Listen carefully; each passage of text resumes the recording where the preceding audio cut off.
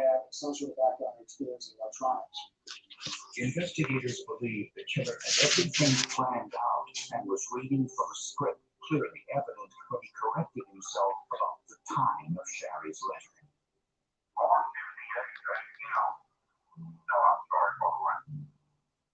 As a final assault to the family, the killer called them on the night of Sherry's funeral. It was a collect call. He wanted to tell us just how he had murdered Sherry, and he said, well, can you take it? We could take it. But we didn't have a choice. We had to try to keep him on the line to find out where he was. A few weeks later, the killer called again. This time, he no longer wanted to talk about Sherry.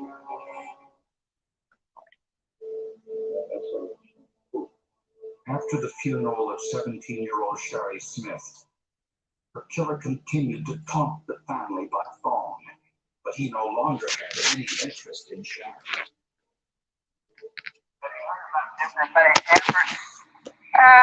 No. Richland County? Yeah. Uh-huh. Okay, listen carefully.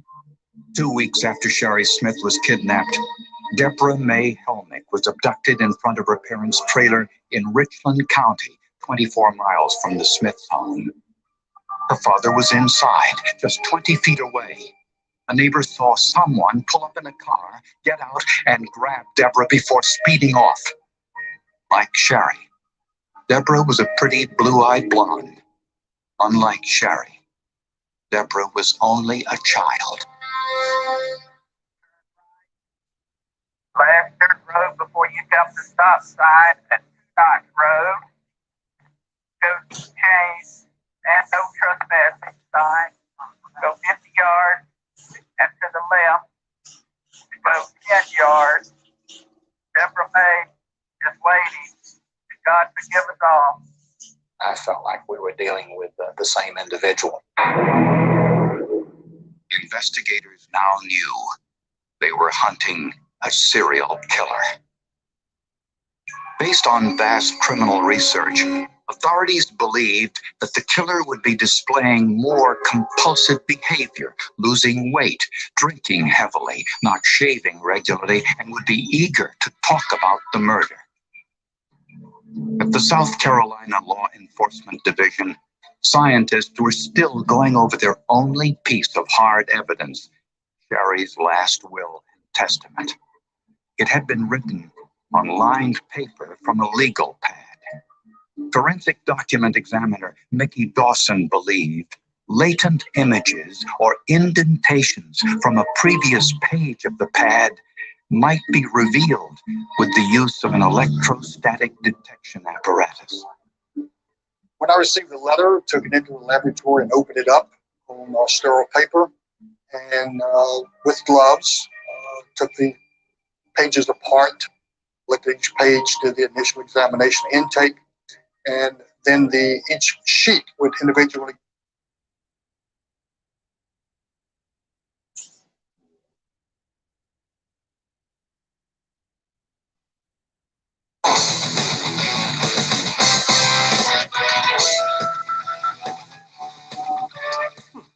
I'm not impressed. I'm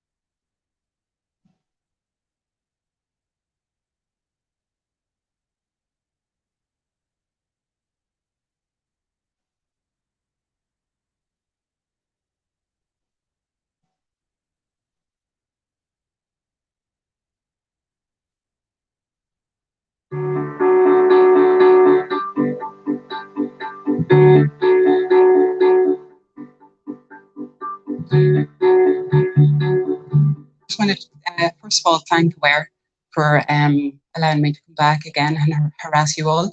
I was here last year on a different topic. People have asked me why I did history in third level, and I simply answered that was in order to avoid my own history. So some of you may know that I have my own personal history of dealing with the mental health services and some What's up, bro? I want to comment on the terminology. What's going on? How you doing, Jay? You're going to hear lunatic, you're going to hear insane institution, asylum, different things like that. So the panic. As historians, we use terminology that was used at the time. What's been out with you all? In the 1700s, treating insanity in the Irish population, and particularly in the rural population, was part of a wide process of reform undertaken by authorities, which attempted to improve Ireland's moral, social, and economic problems. However, providing services for the insane was not straightforward. A plethora of social issues existed, making it harder for authorities to divide poor, destitute, criminal, and mentally ill into separate groups requiring specific types of services and supports. As time progressed, it became increasingly obvious that the insane in Irish society did not have a separate voice in the reform process. Roy McClelland has argued that vagrancy, drunkenness, witchcraft all tended to disturb the social and religious order and demanded restraint. To help maintain this process, a public policy developed of incarcerating the non-conforming, the nuisance, and the insane, as well as the criminal. Yo, that little Lotus shit crazy, bro. And then that Pooh Shiesty shit crazy too. Early reformers What's going on with you all?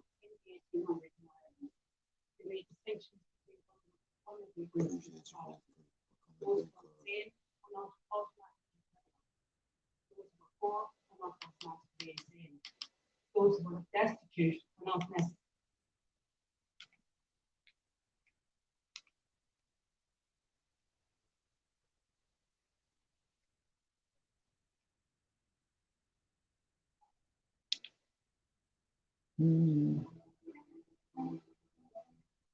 Yeah, no, she wasn't talking about witchcraft. She was talking about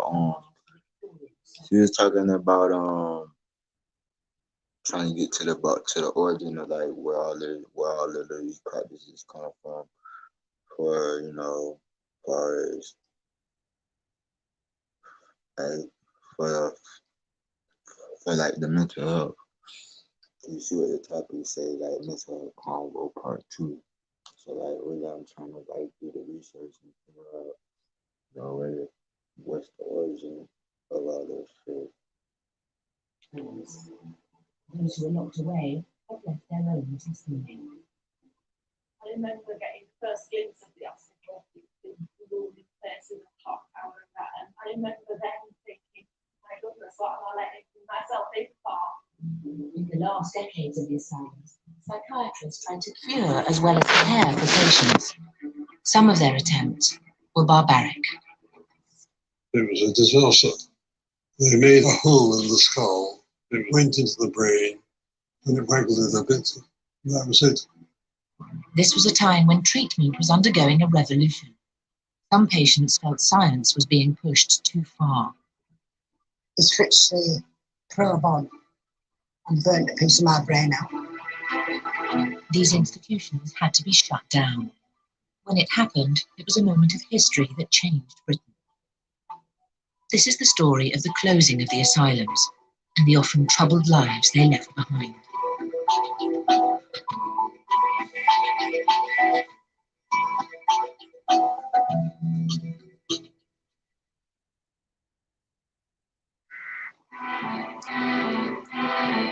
Shit finna get real quiet. Hey, you hear that shit, bro?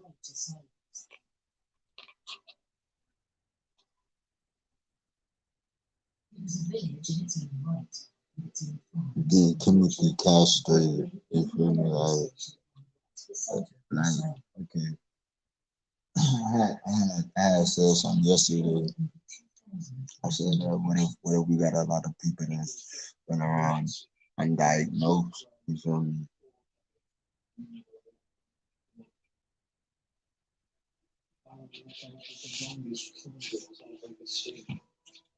There were miles of COVID. A lot of patients were socially inadequate, not strictly speaking and mentally ill, not disturbed with voices, not suffering from delusions, not showing any thought disorders at all, simply inadequate and couldn't cope. They weren't wanted. Those good burgers of Leeds and Bradford who'd sent us patients in here would certainly have thought that they were doing the right thing by the patients, although really they were doing the right thing by their town. I think that word dumped, it's an awful word, isn't it? But you could think, and I think rightly, that a lot of patients were dumped here by their relatives, by the community. They weren't wanted, and High Road was a convenient place for them. It was not just Hyroids. Many of Britain's asylums contained patients who had been locked up for no clear psychiatric reason.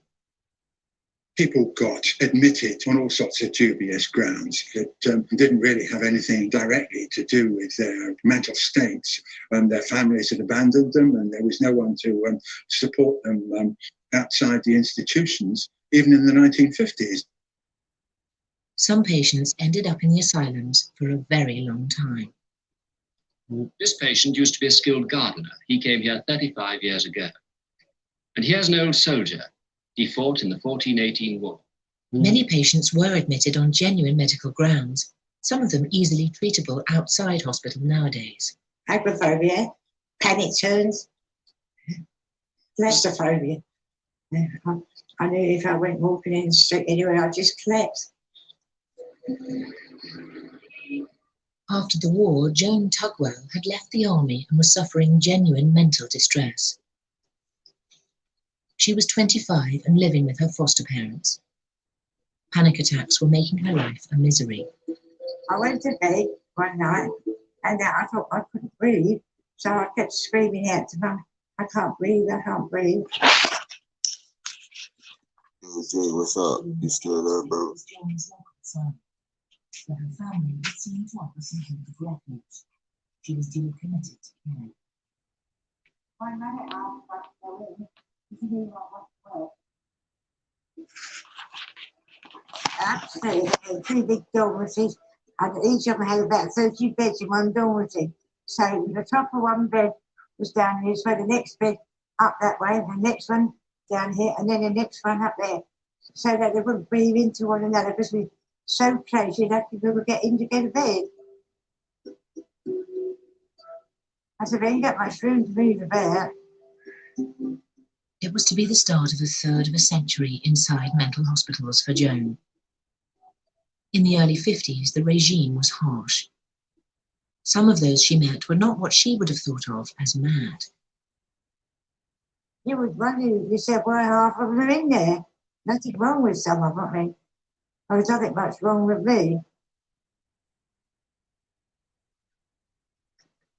The asylum life was empty and repetitive. After months on her ward, Joan asked the nurse if she could help with the beds. It was a way of occupying herself for a part of the day.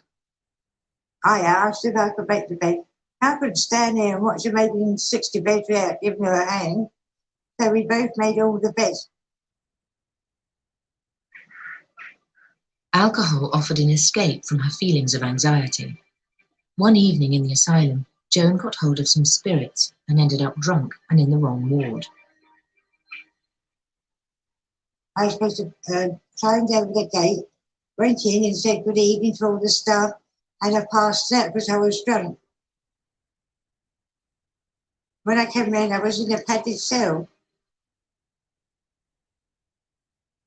The frightening was you don't hear them and they can't hear you. Everything's all rubber. And you have canvas night dresses and canvas blankets.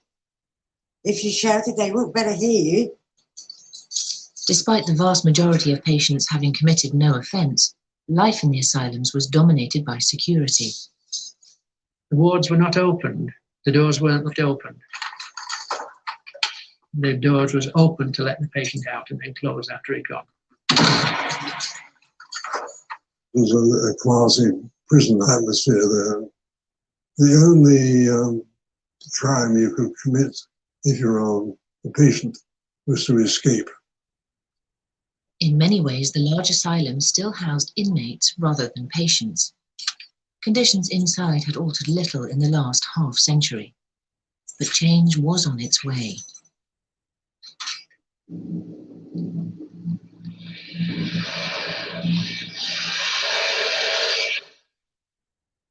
This leaflet is coming through your letterbox one day soon.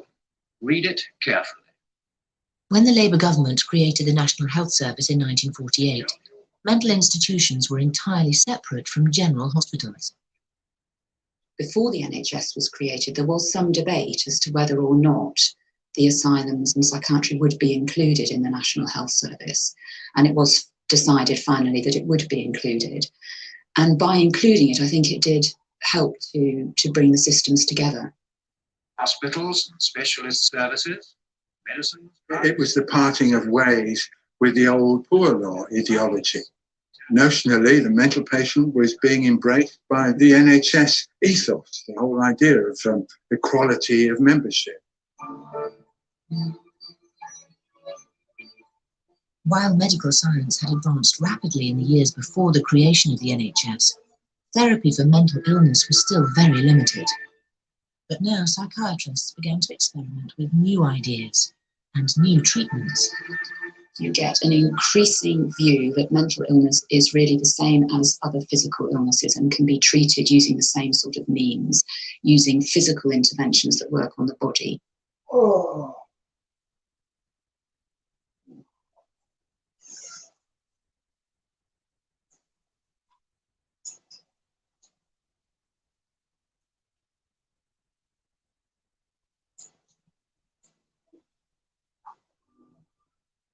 This journey started about a year ago. It started like most news reports. It started by calling people for information. So what's happening is she's connecting me with somebody, a representative, who will be able to give me a list of psychiatrists. I wasn't just calling for information. I was calling for help. So you know what my job is? I'm going to believe in you until you believe in me. Because you come across like you got it, but I know. I'm an old girl, I've been around. I'm going to believe in you. Ellen is one of several people you'll meet on this journey. You'll also meet Leah. You'll also meet Isaiah, Caitlin, and Stephanie. She was the one that told me you need to be your own advocate, you need to educate yourself, and you need to learn and be aware of what's going on. Doctors prescribe medication. You're still depressed, but you're not really depressed on antidepressants. People inspire you. Ellen, Leah, Isaiah, Caitlin, and Stephanie are about to share their stories of mental illness and suicide. And so am I. And it's only fair to also raise my hand and say, yep, me too. And let me join you on that process so that all of us can be better, because that's the ultimate goal, right? That we all get better through this process. And I think just hearing somebody else say, me too, is it's so simple, but it's so powerful. Mental illness may seem invisible, but we are not.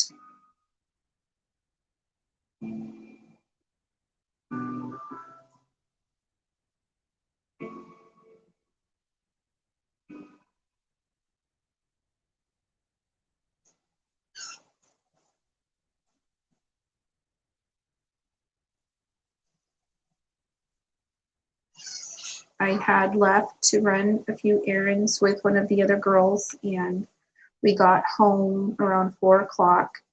So I said, go wake up Jaden and tell her it's time to get ready for soccer. my other daughter came down very quiet, and she's like waved at me. And so when we got up there and I found Jaden in her closet, it was just an immediate shock. And there was a lot of screaming. Myself, her siblings, we all have PTSD related to it. It's not an easy thing to deal with.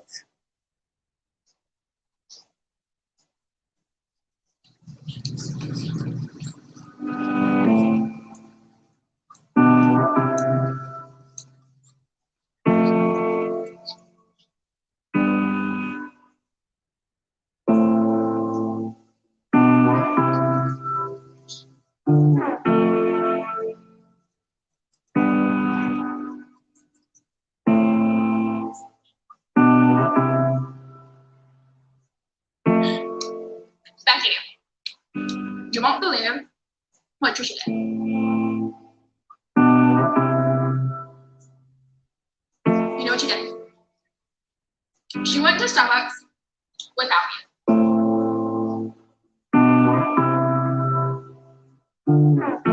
With Jessica. With Jessica!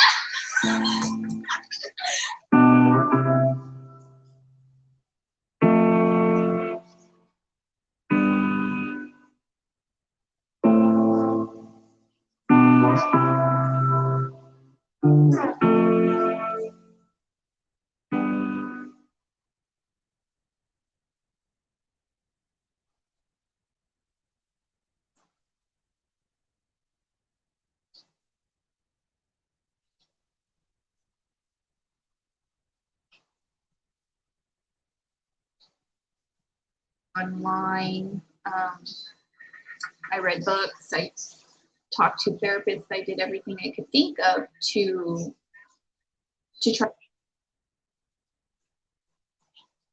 to help her. And I think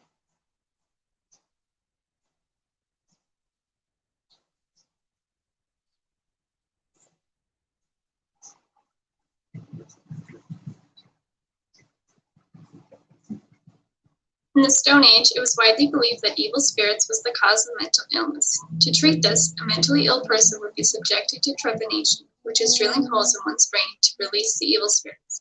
In the Stone Age, they used sharpened stones to perform trepanation. In North America, gradual scraping of the skulls in a circle was a common technique used by many North American tribes.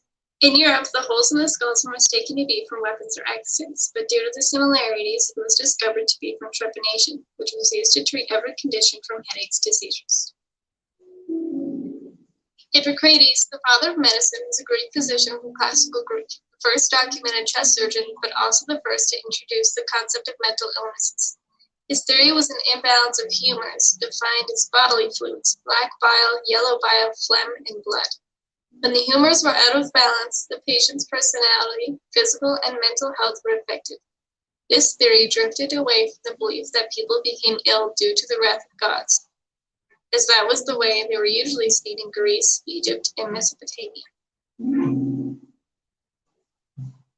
Asclepiades was the first to distinguish between hallucinations, illusions, and delusions. He stressed the importance of environmental causes for mental illnesses and recommended more relaxing treatments opposed to bloodletting and restraints.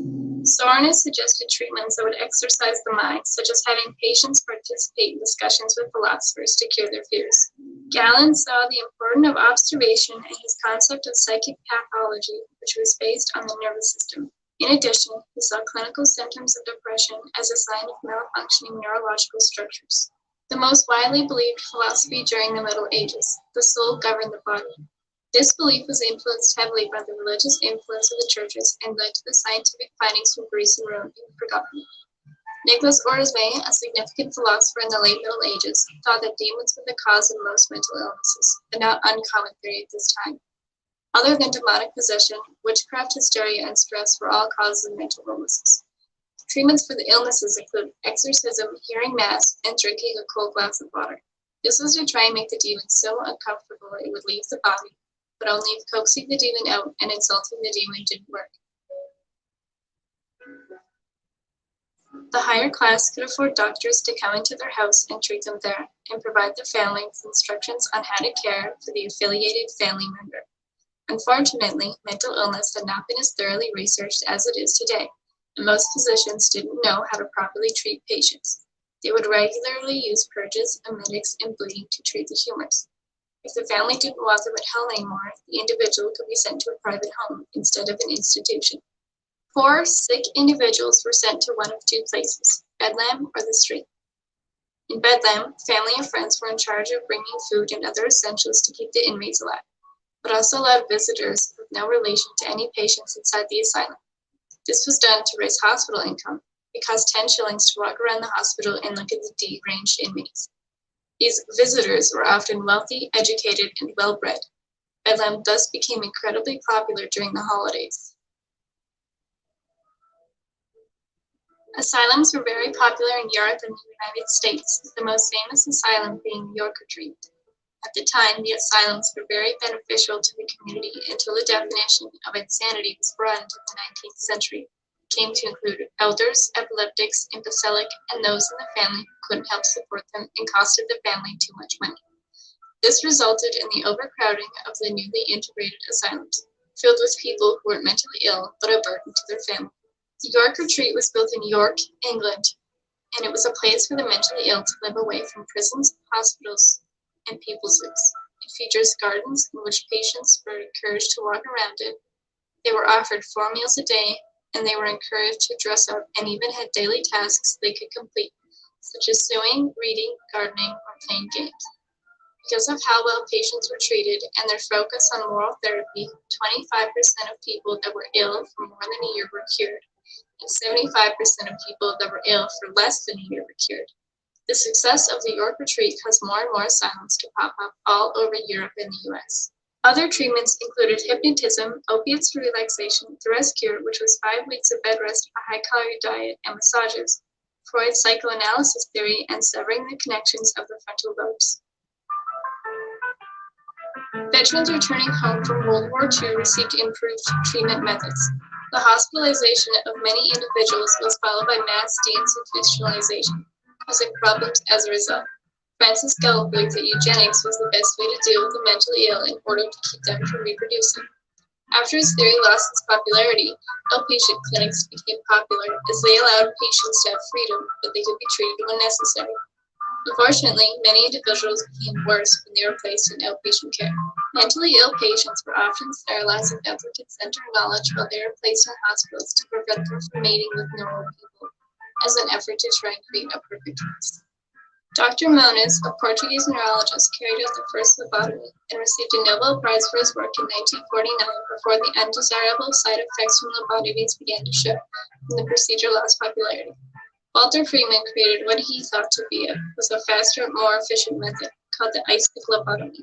The spike was driven beneath the eyelids of both eyes and then swirled around to scramble the neural connections. Individuals that could not be placed in an institution against their will often became homeless because of a court ruling that prevented people from being placed against their will. Because they couldn't be forced into an institution, necessary treatment became difficult to provide for them. Families, neighbors, and friends did not want to be responsible for a deinstitutionalized individual, so the traditional support mechanisms decreased. Ideally, patients were to stay at home with their families and visit outpatient clinics, thus allowing them to have more freedom. Unfortunately, many mentally ill patients did not have any family or support system and resulted in them becoming homeless or going to community care facilities. Despite incredible advances in the treatment and understanding of the mentally ill, negative stigma associated with the mentally ill is still prevailing.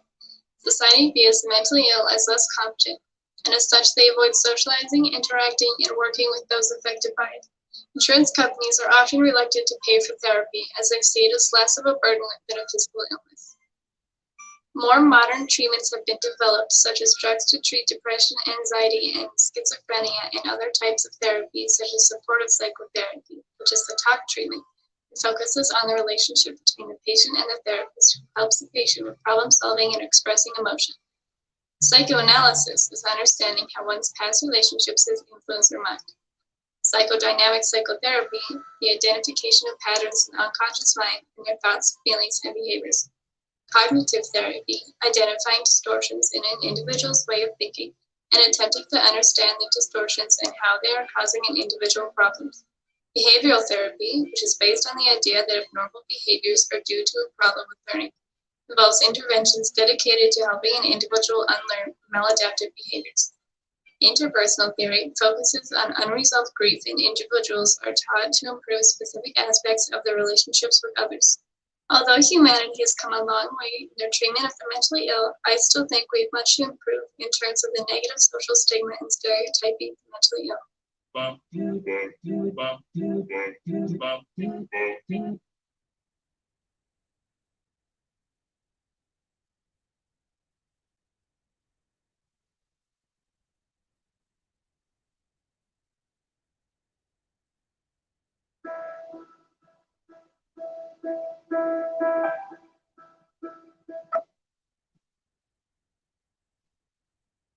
Insane and asylums, and developed treatment methods. He made the observation that suicidal patients who tried to drown themselves but survived often appeared to be temporarily cured. Thus,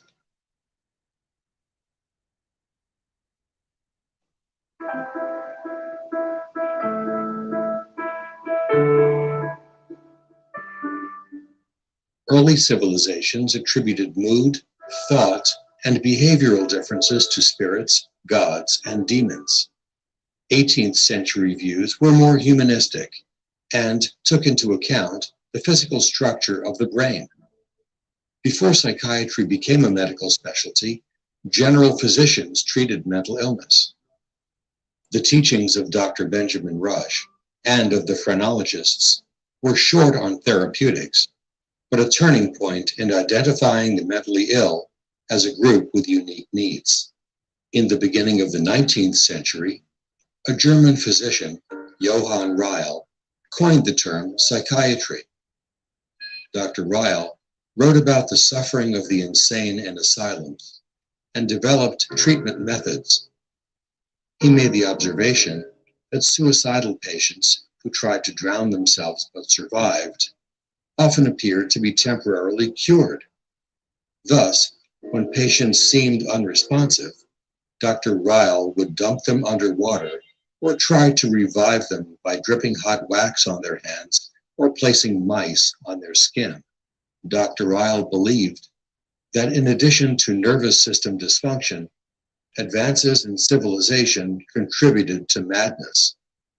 Moral treatment was an approach to mental illness based on humane psychological and social care, with pleasant and routine environments coupled with moral discipline.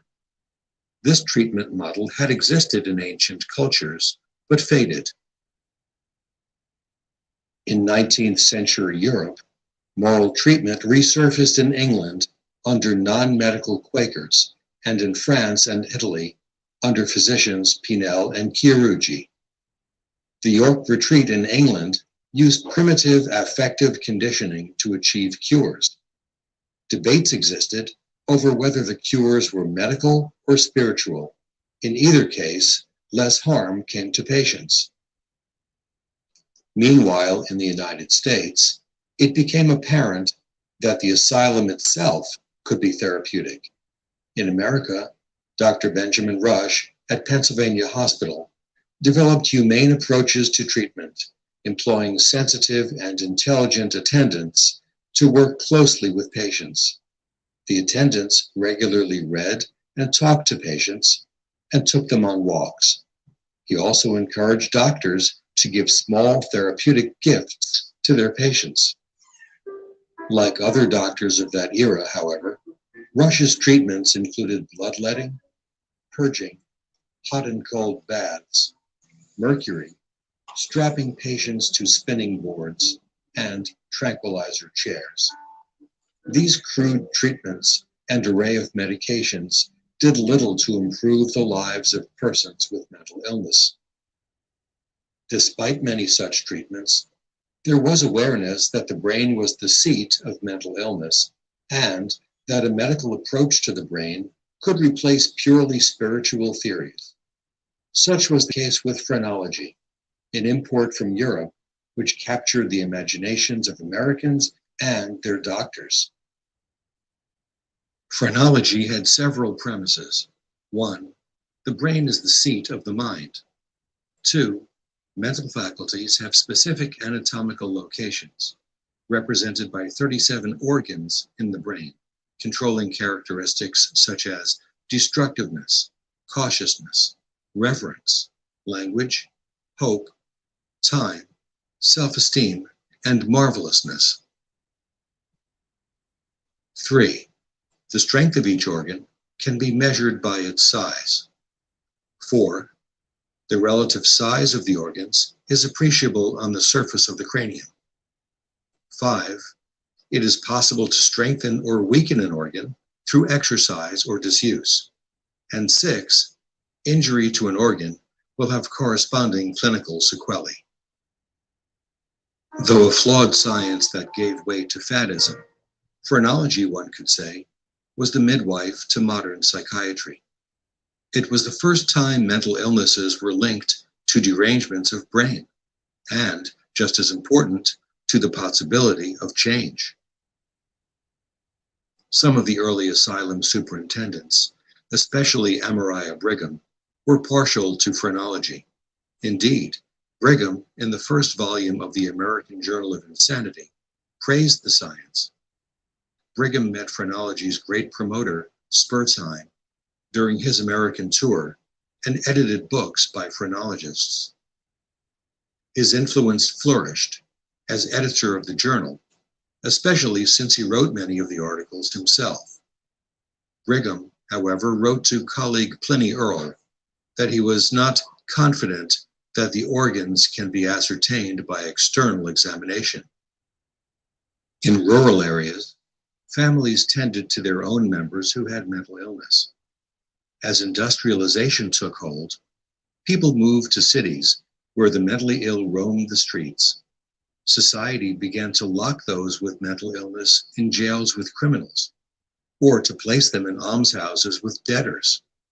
In 1834, the Boston Almshouse, originally intended to be a workhouse for the able-bodied poor, now contained 134 sick persons, 132 children, 104 school-age and 28 at nurse, and a distressing 61 persons insane or idiotic. These early almshouses, or poorhouses, were crawling with bugs and rats. Personal safety, food, and sanitation were far below common standards. The purpose of these places was separating the poor and mentally ill from ordinary people, and they received little or no therapy.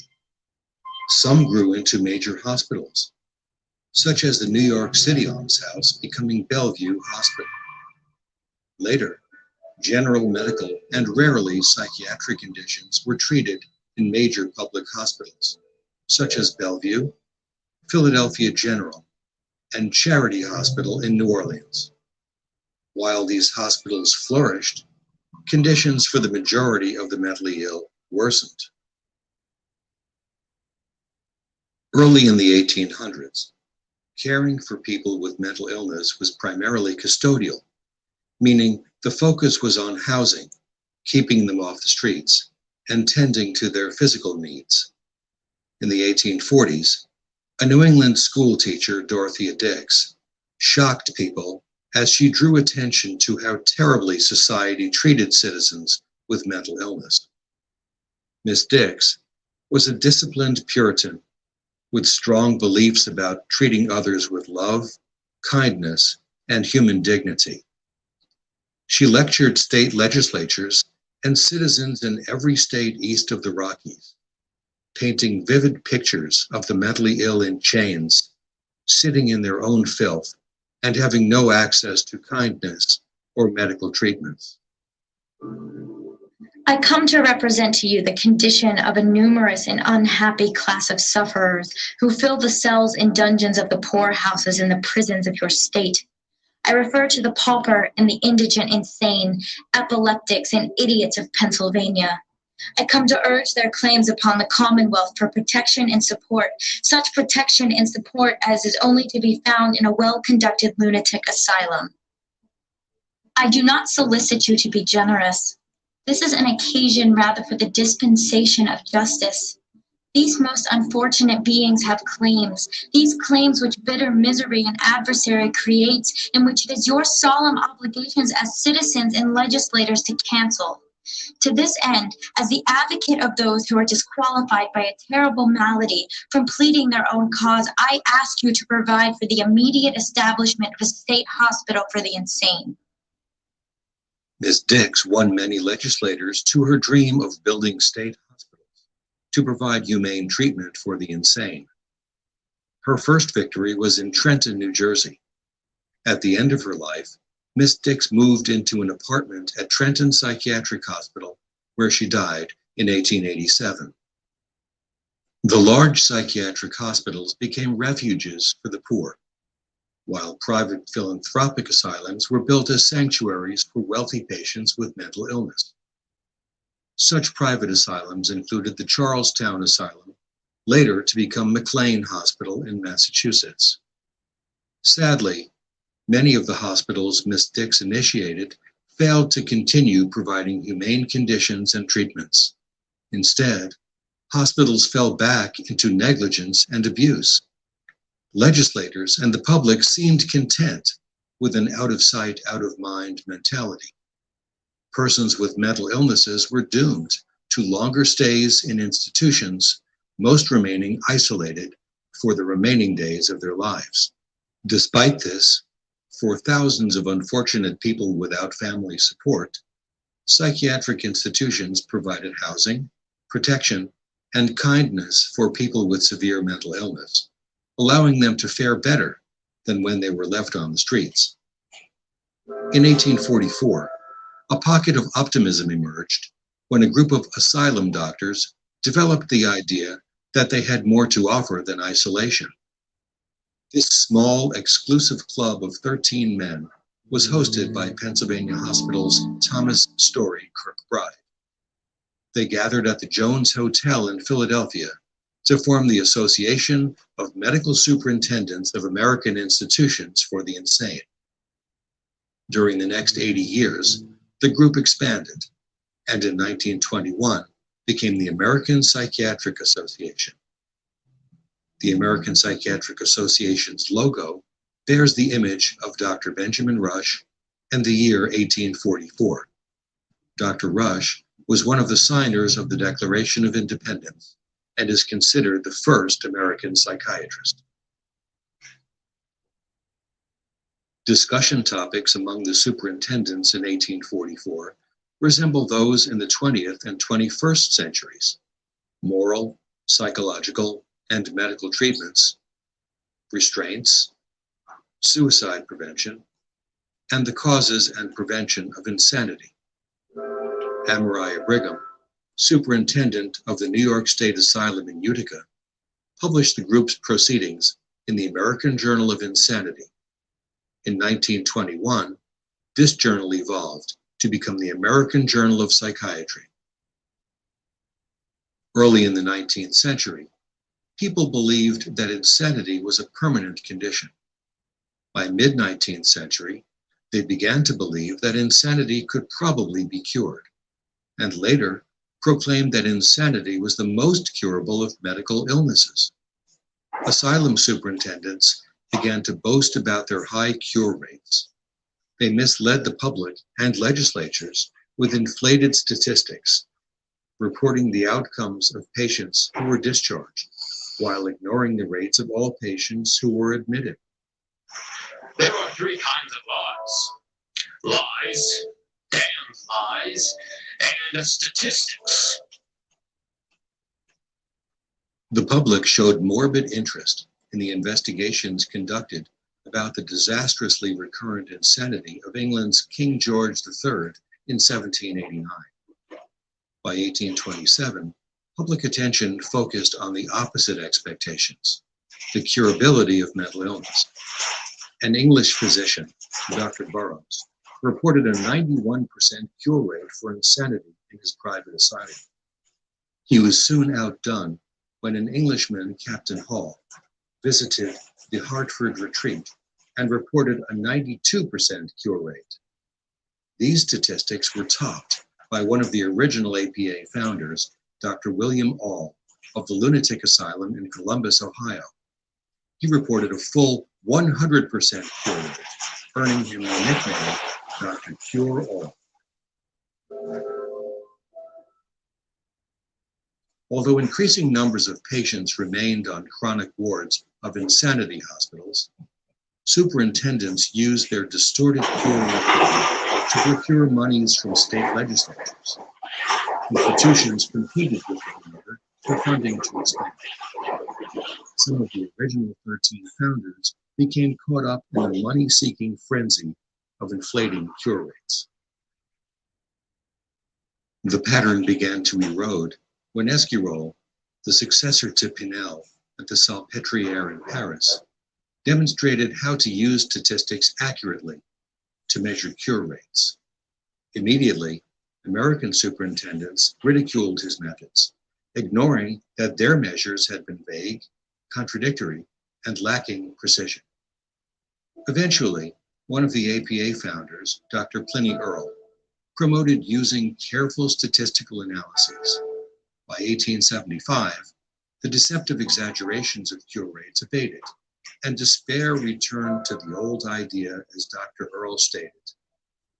Once insane, always insane. 19th century asylums were built in the countryside. There was a core building with wings housing 250 patients.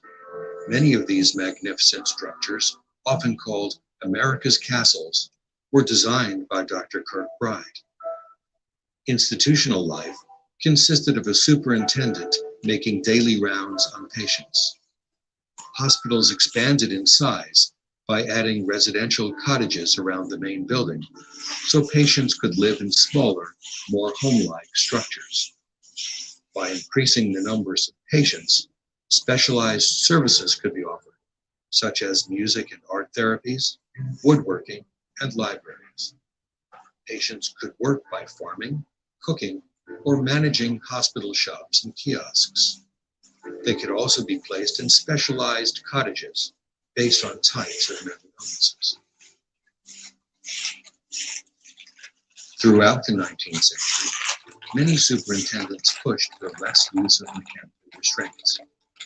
Although European hospitals had done away with them, some American superintendents rationalized that Americans were so freedom-loving that they rebelled more than Europeans when they were hospitalized, making restraints necessary. Early in the asylum movement, there were complaints of medications being forced on patients.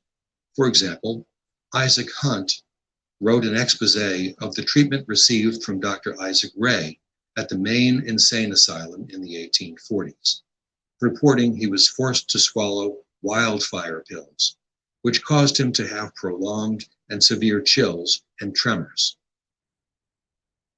Unfair and often brutal treatment of women in asylums was reported by many historians.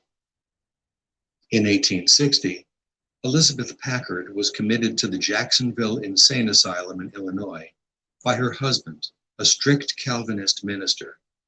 Mrs. Packard had expressed religious beliefs that conflicted with Reverend Packard's. It was in Bible class that I defended some religious opinions which conflicted with the creed of the Presbyterian Church, which brought upon me the charge of insanity. It was at the invitation of the teacher of that Bible class that I brought forward my views to the consideration of the class. I had not the least suspicion of danger or harm arising in any way uttering some of my honestly cherished opinions. I regarded the principle of religious tolerance as the vital principle on which our government was based. I, in my ignorance, supposed this right was protected to all American citizens, even to the wives of clergymen. The result was I was legally kidnapped and imprisoned 3 years simply for uttering these opinions under these circumstances. Mrs. Packard addressed the Illinois legislature, arguing against the oppression of married women and for more regulated civil commitment. Her views were not shared by Dr. Isaac Ray, who considered physicians superior to judges in determining medical facts. In 1838, Dr. Ray published the first American textbook on forensic psychiatry. In A Treatise on the Medical Jurisprudence of Insanity, he compiled the clinical and legal traditions of Europe and set forth standards that have been followed ever since. In 1843, Daniel Macnaghten, a Scot, believing he was shooting the English Prime Minister, fatally shot his secretary. Using Ray's book, Macnaghten's lawyer was able to get an acquittal by reason of insanity. The resulting backlash from the verdict gave rise to the Macnaghten rule, the right-wrong test, widely adopted in America and the prevalent standard of legal insanity in criminal matters. Over the 19th century, psychiatry evolved from a custodial to a biological approach. In 1865, Dr. Wilhelm Griesinger, professor of psychiatry at Berlin's Charité Hospital, established the first psychiatry department dedicated to research and teaching. He believed patients with mental illnesses should be reintegrated into society, proposing short-term hospitalizations combined with community support systems. Although there were physicians in large psychiatric institutions, psychiatry was not being taught in American medical schools for most of the 19th century.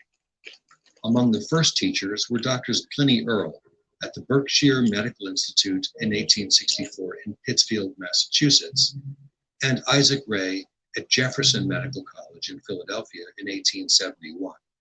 Even so, psychiatry still lagged behind in research and integration into mainstream medicine. In the late 19th century, outpatient psychiatric nerve clinics developed in Philadelphia and Boston. Neurologists, not psychiatrists, led research. They focused on physiological causes of mental illness rather than on ways environment, thinking, and emotion interact with the mind. Responsibility for psychiatry. That shit's so real. Superintendents of most of the relevant science. They were aloof from the medical community, far from centers of academic medicine. Caught up in administration and running staff, their research output was nil. Pressure to change came from neurologists who functioned outside hospitals and private offices or in academic settings and who were critical of psychiatry. Dr. Silas Weir Mitchell was well known for Civil War soldiers and developing the rescue for treating neurasthenia in women. Treatment consisted of isolation, confinement, support.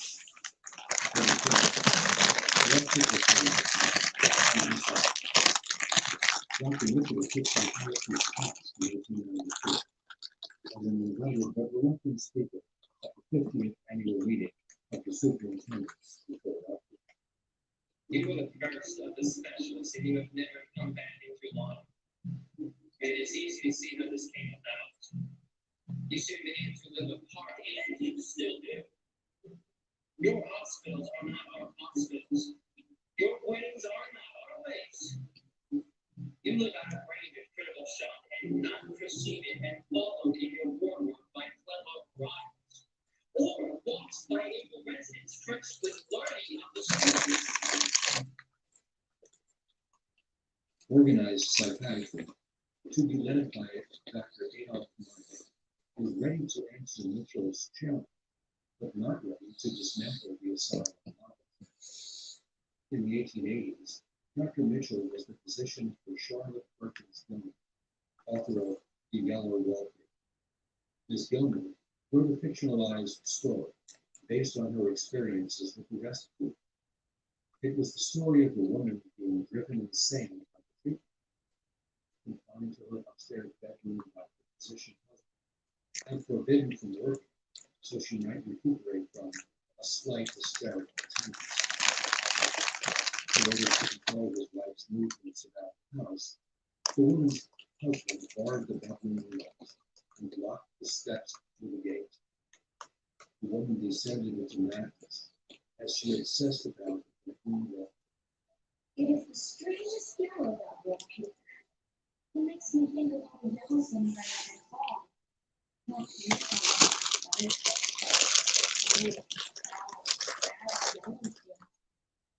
there's something else about that creature. The smell. The only thing I can think of that I like is the color of the paper. A yellow smell.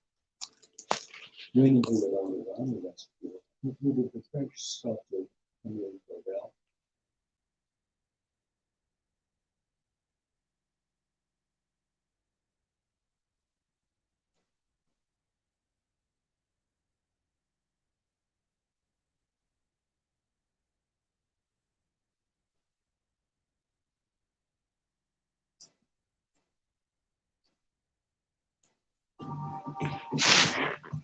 When it comes to mental health in the US, there's a lot of talk and little action.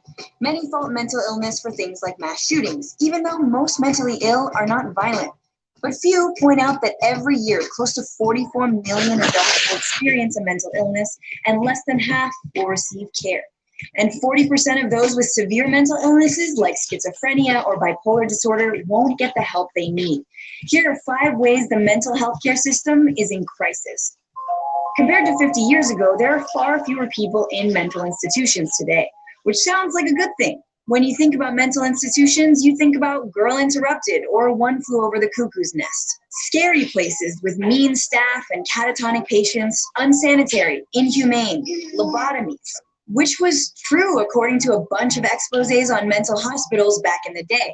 Public outrage combined with the first effective antipsychotic drug put politicians on a path of reform. So in 1963, JFK signed the Community Mental Health Act, which accelerated what's known as deinstitutionalization. That means institutions were closed and patients moved back into their communities. There, they were supposed to get care in newly funded community mental health centers. The idea was to create a less restrictive setting and protect patients' civil rights. Good plan, but after all these years, these community mental health centers still have never been fully funded, and the program has fallen by the wayside. And a lot of people who were released never got the services they needed. Then in 1988, President Reagan slashed federal mental health spending by 25%. So where do people end up? For a lot of them, jail. In 2012, there were 10 times as many mentally ill people in prisons and jails than in state hospitals. And close to 400,000 adults with untreated mental illness are in jails. In effect, prisons are the new mental institutions, which according to the National Alliance on Mental Illness wouldn't be the case if there were better services. There also aren't enough people to help. There are fewer psychiatric professionals to go around compared to other healthcare professionals. Close to 90 million Americans live in areas with a shortage of mental health care providers, which can mean long waits for treatment or long distances to travel. Or there just are no options, period. Because if you really needed help and inpatient care, the US has only 28% of the beds needed. And even if you find the perfect doctor, your insurance might not cover your treatment plan. Insurance companies used to be able to charge higher copays for psychiatric care than for other medical treatments and limit the number of visits, all the way up until 2008, when the Mental Health Parity and Addiction Act forced insurers to cover mental illness equally.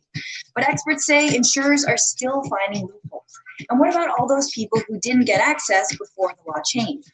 You might go see your regular doctor once a year, but if you need to see a psychiatrist once a week, those copays add up, especially when you're on a tight budget.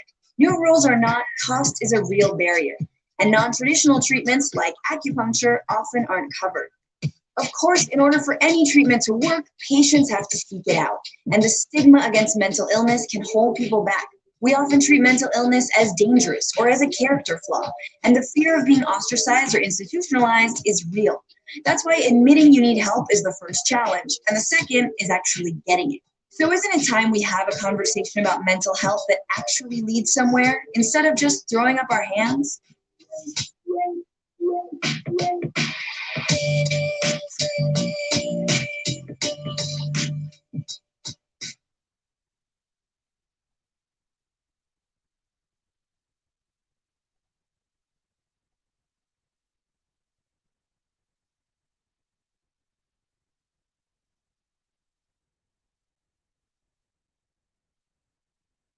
Ransomware is a type of malicious software that you may have inadvertently downloaded onto your computer or tablet. A century ago, the idea that pharmaceuticals could treat mental illness was considered fringe science. Now, it's fundamental psychiatry. That shift happened when effective drugs for conditions like schizophrenia and depression were found in the 1950s by accident. Basically, some unexpected side effects in anesthesia boosters and antibiotics gave birth to the entire field of psychopharmacology, the study of how drugs affect mood and behavior. Which means we have some serendipitous side effects to thank for everything from Abilify to Zoloft. You'd think drug development would begin with doctors studying an illness, figuring out what's going wrong, and then looking for compounds that might fix it. Instead, things often happen in reverse. Unexpected side effects pop up when drugs are being tested for one thing, and sometimes those prove more interesting. This was especially true a few decades ago in the early days of psychiatry, when loose regulations made it easier to test drugs on people. For example, the antipsychotic chlorpromazine was first investigated as an antihistamine, a drug that reduces immune reactions, including allergies. Antihistamines also tend to have sedative effects. So in 1952, French surgeon Henri Laborie thought that he could combine it with anesthesia to induce a kind of artificial hibernation, which would prevent patients from going into shock during surgery. Instead, he noticed that it made them calm and disinterested without putting them to sleep like other antihistamines. Based on his observations, he convinced psychiatrists at a military hospital to try it on patients exhibiting psychosis, a break from reality that's a common symptom of certain mental disorders like schizophrenia. The calming effects on the first patient, a 24-year-old man named Jacques, were immediate. 20 days later, he was able to leave the hospital and resume normal life, something basically unheard of at the time. Over the next few years, the drug spread across the world, helping thousands of mentally ill patients leave institutions. But it wasn't until over a decade later that researchers discovered how it works, by blocking receptors for the compound dopamine, one of the brain's most important neurotransmitters, sending signals between neurons. Chlorpromazine is not a cure-all for all people with schizophrenia, but it led to further research on the role of dopamine in psychosis, and eventually the development of newer meds like aripiprazole, better known as Abilify. And it's credited for beginning the cultural shift in psychiatric science towards understanding the chemical basis of disorders. Prior to chlorpromazine, the focus was on electrical activity in the brain, which is why shock therapy was so popular. So this discovery paved the way for research on all kinds of drugs for mental disorders, and that includes the first antidepressant, which was also discovered through unexpected side effects. At the time, doctors in New Jersey were trying to find new antimicrobials to fight tuberculosis. So they were tinkering with hydrazine, a rocket fuel that is the precursor to some drugs, because they were able to obtain it cheaply after World War II ended. Because what else are you going to do with all that extra rocket fuel, I guess? They kept trying slightly modified versions on volunteer patients with chronic TB, and in 1952, they realized one variant, iproniazid, had an entertaining side effect: improved mood. Patients were described as literally dancing in the halls though there were holes in their lungs. These euphoric effects were seen as a bad thing by the drug developers, but New York psychiatrist Nathan Klein thought otherwise. He was looking for something that would lift depressive states, basically to do the opposite of a drug like chlorpromazine. So when he saw the energy iproniazid gave mice and people alike, he begged the Jersey company to let him test it. He and two of his colleagues led the first small psychiatric trial published in 1958, finding significant improvement in 70% of their 17 depressed patients. Soon, it was all the rage, and for a few years, it became the go-to antidepressant. Doctors actually already knew what it did from studies on its use as a treatment for tuberculosis. In 1952, researchers found that it inhibits an enzyme called monoamine oxidase, or MAO. What they didn't realize then is that MAO breaks down neurotransmitters like serotonin, which are involved in regulating mood. So when you block MAO in the brain, levels of serotonin go up,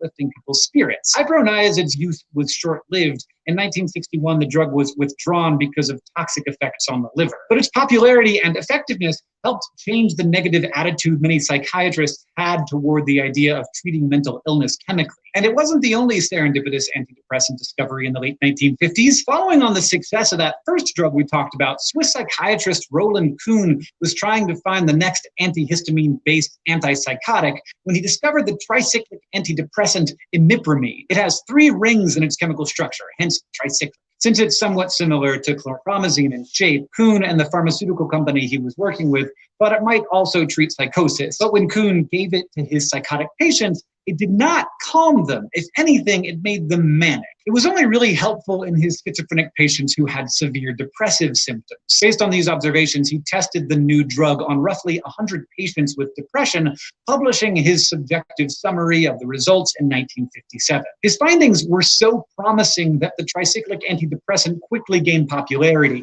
Studies done in the 1960s showed that, like iproniazid, it also increases the level of serotonin-based signaling in the brain, but without inhibiting MAO. Instead, it prevents neurons from sucking serotonin back up after they release it, leaving more floating around. MAO inhibitors and tricyclic antidepressants are still sometimes prescribed, but not as commonly since they have unwelcome side effects. But even though they're less used now, they formed the rationale for research into other drugs that could increase serotonin levels in the brain. That includes the blockbuster antidepressants on the market today, selective serotonin reuptake inhibitors like sertraline, also known as Zoloft, which work a lot like tricyclic antidepressants, but with fewer side effects. Thanks in large part to all these discoveries, more than 60 different psychiatric drugs were available by the end of the 1970s, including 22 calming drugs following on the heels of chlorpromazine and 15 antidepressants inspired by imipramine. And in general, they were foundational to our understanding of the neurobiology of mental illness. So now pharmaceutical companies and scientists can go about psychiatric drug discovery in the way that you would expect, by building chemical compounds that hone in on parts of our bodies that are off balance, which means more people with mental illness have reason to dance in the halls and are leading happier, healthier lives. Thank you for watching this episode of SciShow Psych. If you would like to learn more about how antidepressants work, we have an episode on the science behind them.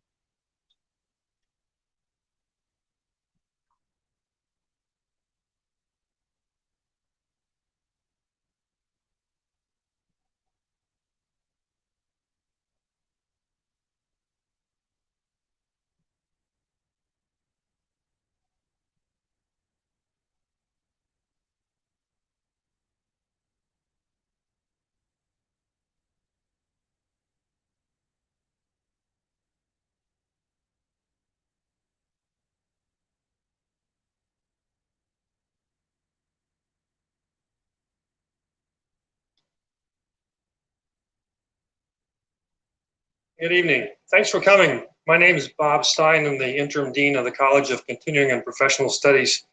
After a Seattle-like January weather, I'm pleased to welcome you back to campus in 2020 in the February edition of Headliners. Easy weather, easy parking. It's a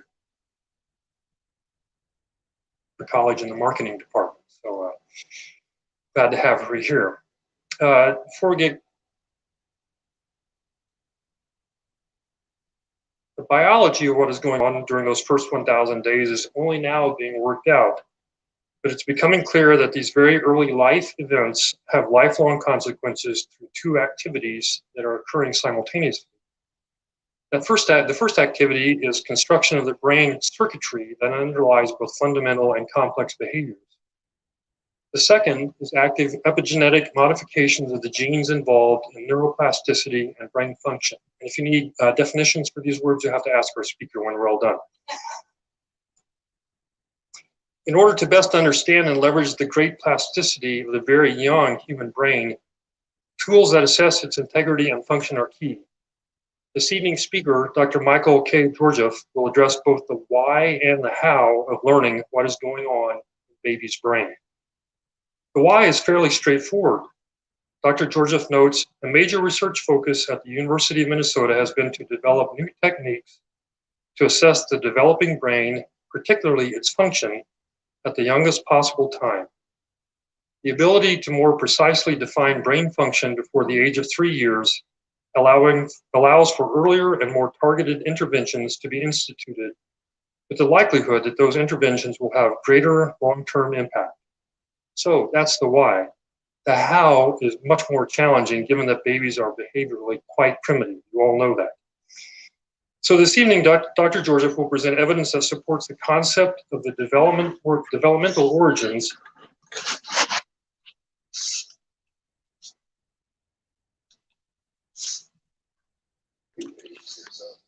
I work in a lab, we call it What's on Baby's Mind. And we work in this area. So this is that Center for Neurobehavioral Development. This happens to be the playroom, the sitting room. It's kind of fun in there. This was painted actually by kids in the neighborhood under the direction of an artist. And they are all kids who were not from Minnesota. Right? And they were asked to break up into 4 groups and paint what it was that really impressed them about Minnesota, having come here from away, by season. So we got one wall is spring, one wall is fall, one is winter, and one is summer. And the summer one you can kind of see here, that's pretty predictable. You know, these kids have never been able to go jump in the lake or look at fireflies.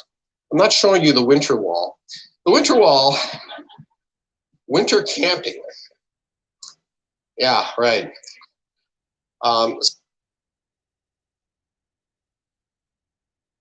Voice is this a P2.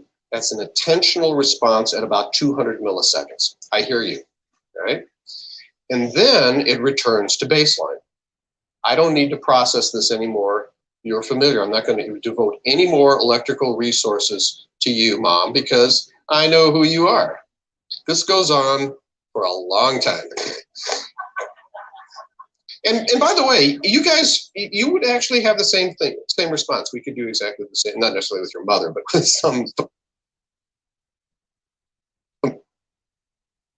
stimulus.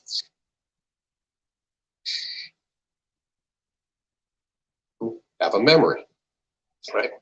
And then for the babies that are iron deficient, you will see there's absolutely no difference between the two.